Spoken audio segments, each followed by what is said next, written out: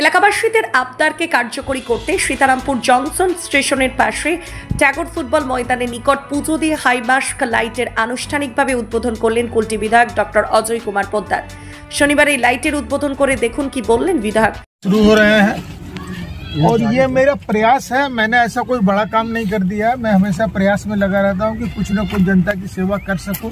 अगर मैं कुछ कर पाया हूँ तो ये मेरे लिए नहीं, सारे लोगों की उम्मीद और इन लोगों का आशीर्वाद, इन लोगों का सहयोग के चलते ही कर पाया।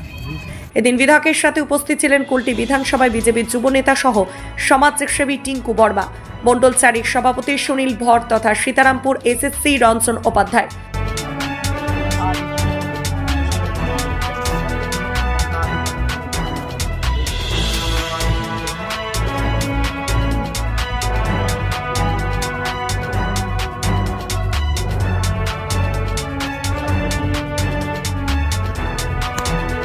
কুলটি থেকে 24 ঘন্টা লাইভের জন্য ওয়াসিম খানের রিপোর্ট। নদিয়াতে এই প্রথম ৪৫ বিঘা জমির উপর তৈরি হতে চলেছে বসবাসের সেরা পরিবেশ বৃন্দাবন গ্রিনস।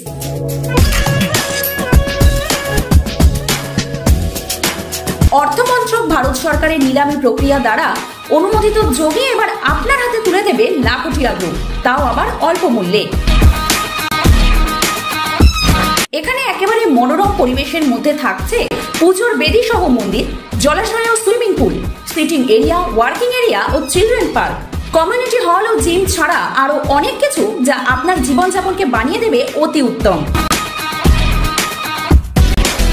নদিয়া জেলার মদনপুর স্টেশন থেকে মাত্র 2 মিনিটের দূরত্বে আলাইপুরে এই বৃন্দাবন গ্রিনসে একদম অল্প মূল্যে জমি কিনতে শীঘ্রই যোগাযোগ করুন এই নাম্বারে। সীমিত সময়ের জন্য কিস্তিতেও দেওয়া হবে জমি।